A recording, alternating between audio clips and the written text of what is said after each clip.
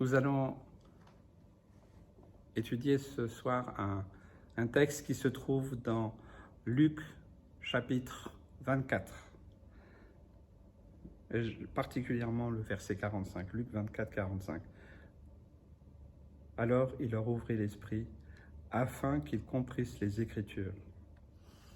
Ce merveilleux texte dans l'évangile de Luc au chapitre 24, je vous invite à le relire d'ailleurs, il est magnifique comme toute la parole de Dieu. Il nous parle bien sûr de la résurrection de Jésus et il nous cite plusieurs événements jusqu'à son ascension vers le Père céleste. Et en méditant sur ce texte, eh bien c'est ce verset 45 qui m'a interpellé. Aussi, j'aimerais simplement prendre quelques minutes pour qu'on puisse méditer ensemble. C'est une déclaration de Jésus qui est assez spéciale, peut-être énigmatique, curieuse, peut-être un peu, certains pourraient penser mystique. Et j'aimerais que nous puissions vraiment la prendre telle qu'elle est, et non pas galvauder ou déformer le vrai sens. Aujourd'hui, nous avons la parole de Dieu, nous avons la Bible. Et nous pouvons lire en suivant, par exemple, eh bien, comme aujourd'hui, et en ce moment, nous lisons tout le Nouveau Testament, voilà, livre après livre, chapitre après chapitre. Donc, on peut lire l'évangile de Luc, on peut voir la continuité des événements qui ont été vécus par Jésus et aussi ses disciples. Alors, je reviens à cette question. Pourquoi Jésus dit ça ? Alors il leur ouvrit l'esprit afin qu'ils comprissent les Écritures. Qu'est-ce qu'ils n'avaient pas compris ou qu'est-ce qu'ils devaient comprendre ? Moi, j'aime bien me poser des questions. Alors, bien sûr, il s'agit bien sûr d'avoir la compréhension de l'Ancienne Alliance ou l'Ancien Testament. Concernant Jésus, il y a beaucoup de textes qui en parlent, concernant la venue de Jésus, sa mort, sa résurrection. Et c'est indiqué d'ailleurs dans le texte. Vous savez, souvent on a la réponse dans le texte. Si je lis à partir du verset 44, puis il leur dit « C'est là ce que je vous disais lorsque j'étais encore avec vous, qu'il fallait que s'accomplisse ce qui est écrit de moi dans la loi de Moïse, dans les prophètes et dans les psaumes.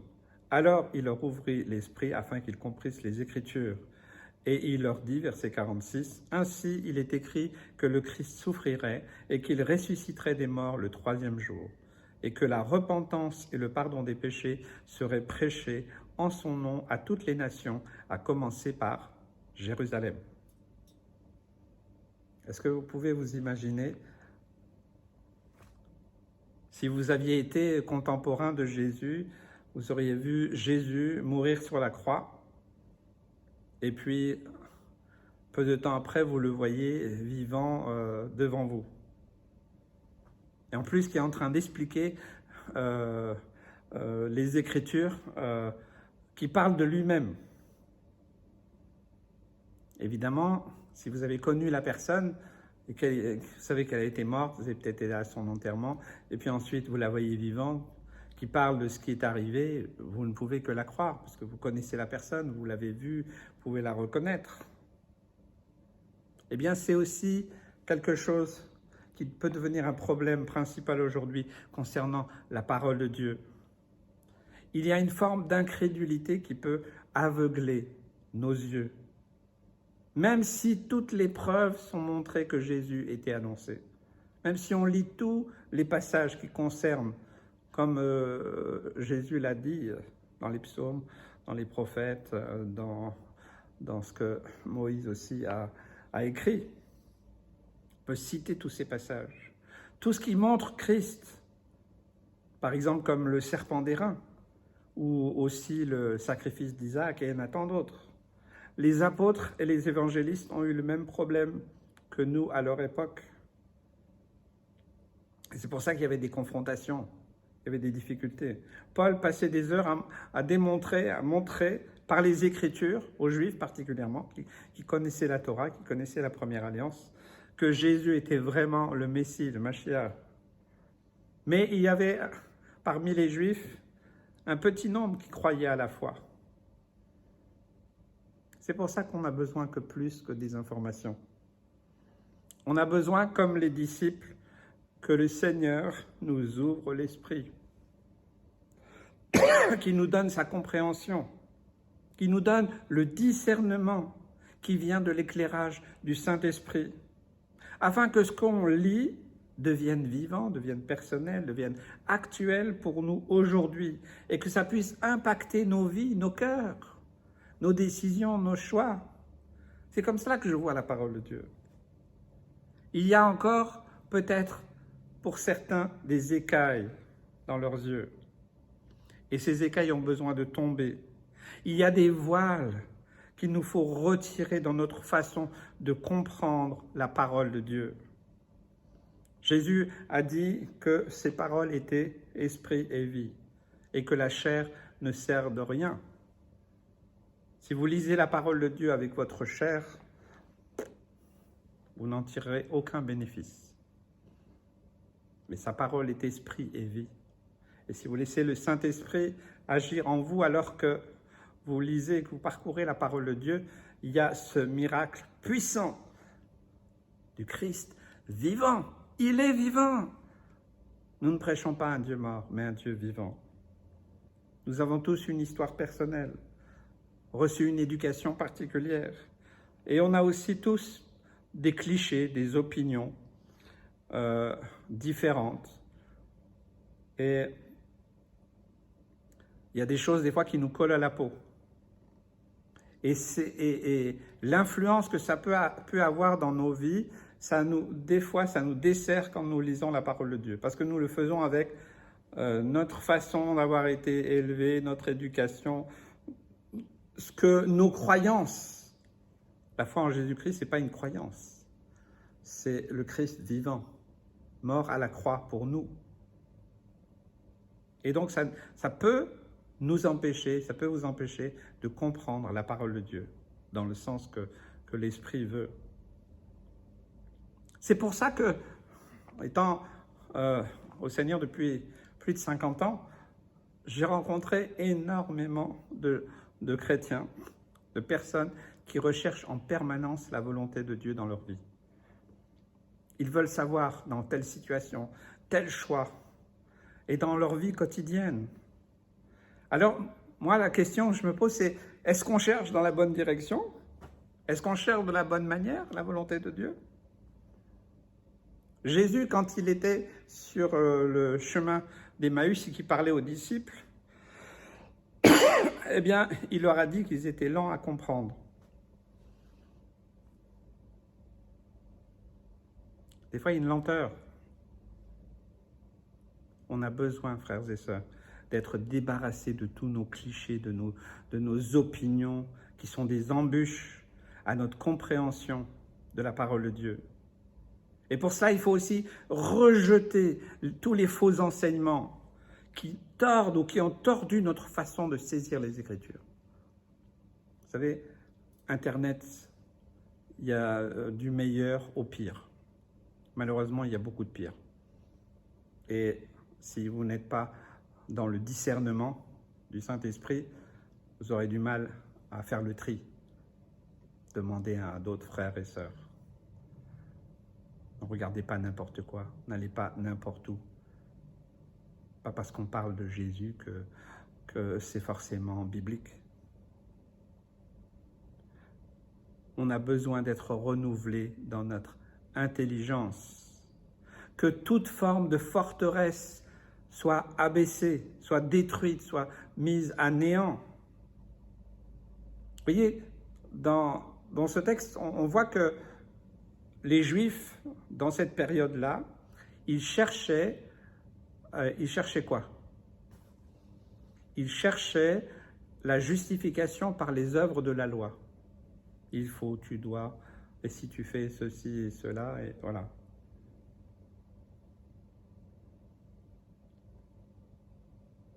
Alors que tout devait pointer vers l'œuvre de Jésus.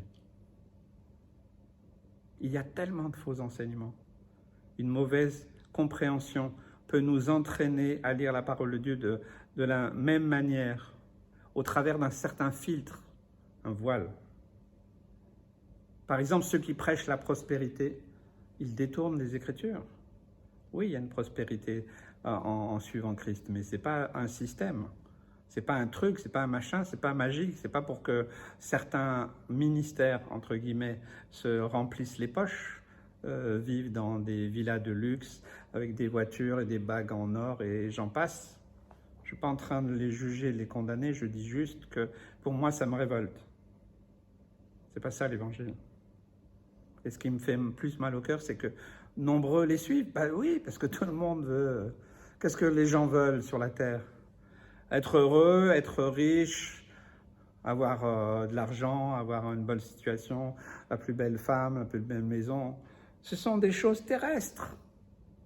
Si vous cherchez ça, ce n'est pas dans l'Évangile que vous allez le trouver. Mais vous ne serez jamais satisfait, vous serez jamais, votre soif ne sera jamais assouvie. Il n'y a qu'en Christ qu'on peut trouver la satisfaction, le contentement. Donc c'est important. Certains cherchent leur satisfaction personnelle. Et alors, quand ils lisent la parole de Dieu, à chaque fois qu'ils voient « Ah non, non, ça c'est... Non, mais ça c'était valable du temps de Jésus ou c'est valable du temps des Hébreux. » Soupe, on zappe. Hein? On veut faire dire à la parole de Dieu ce qu'elle n'a pas dit. Personne n'est sage, même l'érudit. Si le Seigneur n'œuvre pas dans nos esprits pour la comprendre véritablement et ainsi l'appliquer, alors on est à côté, on est à l'ouest. Hein?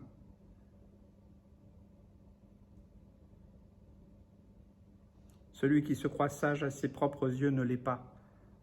Dans le mot comprendre, il y a prendre.